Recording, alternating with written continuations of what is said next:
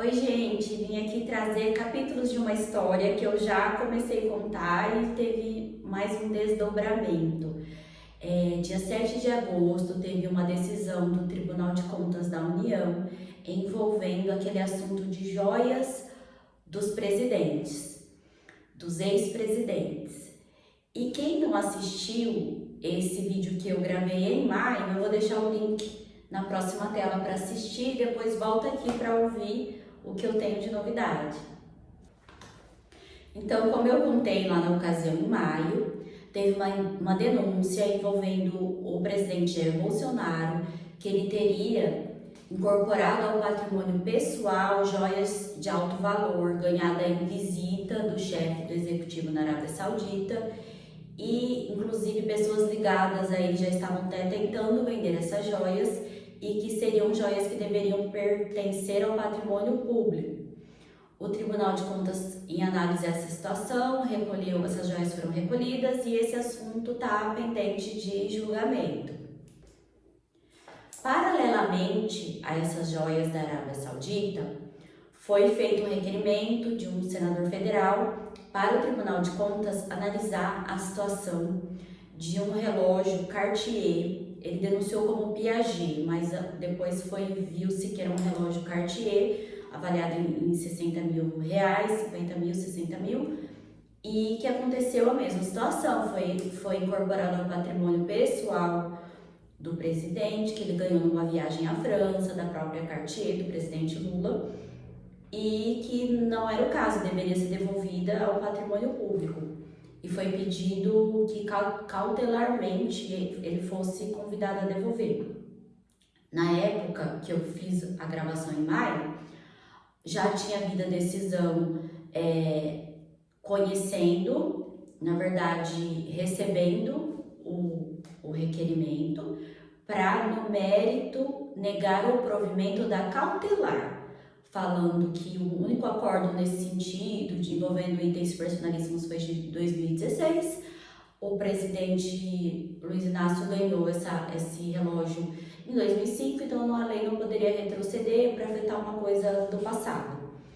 E agora, em 7 de agosto, saiu a decisão final sobre esse requerimento. Na decisão final, eu já vou direto para a conclusão, foi entendido que o relógio é um item personalíssimo do presidente Luiz Inácio, lá na época, em 2005, que pode incorporar o patrimônio pessoal dele, que, portanto, não precisa ser devolvido à União. E lendo o voto dos ministros, eu anotei aqui uma parte que é o fundamento dessa decisão do relator ministro Jorge Oliveira. Ele fala assim: enquanto não for editada a lei específica, não consigo vislumbrar fundamento jurídico para que o Tribunal de Contas crie obrigações aos ex-presidentes para a incorporação de itens ao patrimônio público. Então, a ideia de que um órgão de controle externo não pode criar uma obrigação que nem a lei criou, né? Inclusive, no voto deles, eles convidam os senadores e os deputados criarem lei nesse sentido, definindo o que é personalíssimo exatamente, o que é de alto valor, para ficar mais clara as análises e decisões que o tribunal tem que tomar.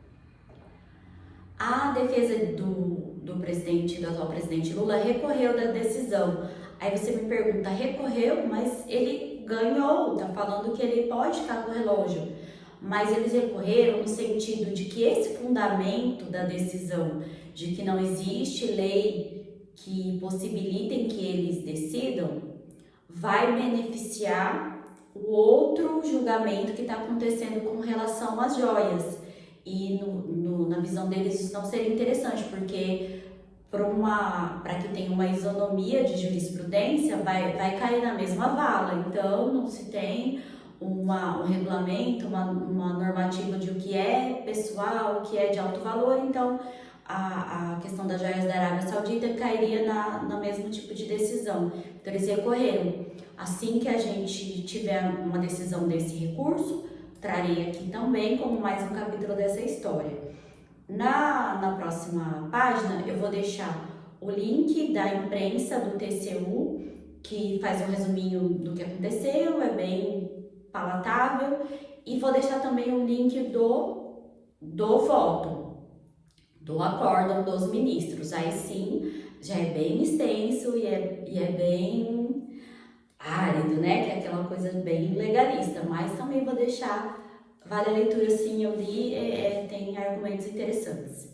Tá bom? Obrigada, até a próxima.